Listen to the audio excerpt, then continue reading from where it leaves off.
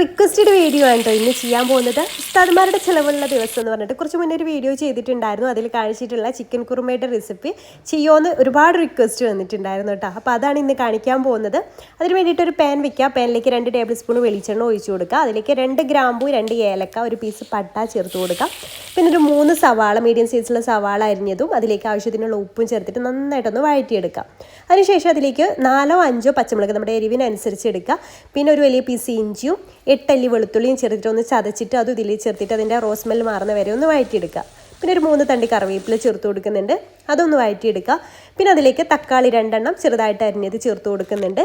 തക്കാളി ഒരുപാട് വഴന്ന് വരുമൊന്നും വേണ്ട കേട്ടോ. ഇനി അതിലേക്ക് 2 ടീസ്പൂണ് കുരുമുളക് പൊടി ചേർത്ത് കൊടുക്കുക.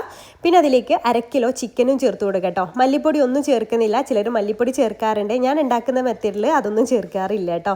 പിന്നെ ഇത് അടച്ചു വെച്ചിട്ട് ചെറിയ തീയിലിട്ടിട്ട് ഒന്ന് വേവിച്ചെടുക്കാം. പിന്നെ നിങ്ങൾക്ക് തൈര് വേണമെങ്കിൽ ചേർക്കാം. അപ്പം ഒരു തക്കാളി എടുത്താൽ മതി കേട്ടോ. തൈര് ചേർക്കുന്നുണ്ടെങ്കിൽ തേങ്ങ അരക്കുന്ന കൂടെ ഒരു 1/4 കപ്പ് തൈര് ചേർത്ത് കൊടുക്കാം. അപ്പം ഞാൻ അരമുറി തേങ്ങയും അതിലേക്ക് ഒരു 8 or 10 അണ്ടിപ്പരിപ്പ് വെള്ളത്തിൽ സോക്ക് ചെയ്തതാട്ടോ, അതും കൂടെ ചേർത്തിട്ട് നല്ല ഫൈനായിട്ടൊന്ന് അരച്ചെടുത്തിട്ടുണ്ട്. എന്നിട്ട് വന്നിട്ടുള്ള ചിക്കനിലേക്ക് അതങ്ങ് ഒഴിച്ചു കൊടുക്കാം. നമ്മുടെ ഗ്രേവിക്ക് അനുസരിച്ച് വെള്ളം എക്സ്ട്രാ ചേർത്ത് കൊടുക്കാം. ഉപ്പൊക്കെ വേണമെങ്കിൽ ചേർത്ത് കൊടുക്കാം. ലാസ്റ്റ് കുറച്ച് മല്ലിയില കൂടെ ചേർത്തിട്ട് തിളച്ചിട്ട് ഓഫ് ചെയ്യാം. ഈ ഒരു കറി നമുക്ക് ഇങ്ങനെയും യൂസ് ചെയ്യാം. പിന്നെ ഒരു എക്സ്ട്രാ ടേസ്റ്റിന് വേണ്ടിയിട്ട് 1 ടീസ്പൂൺ നെയ്യിലേക്ക് അണ്ടിപ്പരിപ്പും കറിവേപ്പിലയും ഒന്ന് റോസ്റ്റ് ചെയ്തിട്ട് അതും കൂടെ ഒഴിച്ചു കൊടുത്തിട്ട് കഴിച്ചാൽ അടിപൊളിയാണ് കേട്ടോ.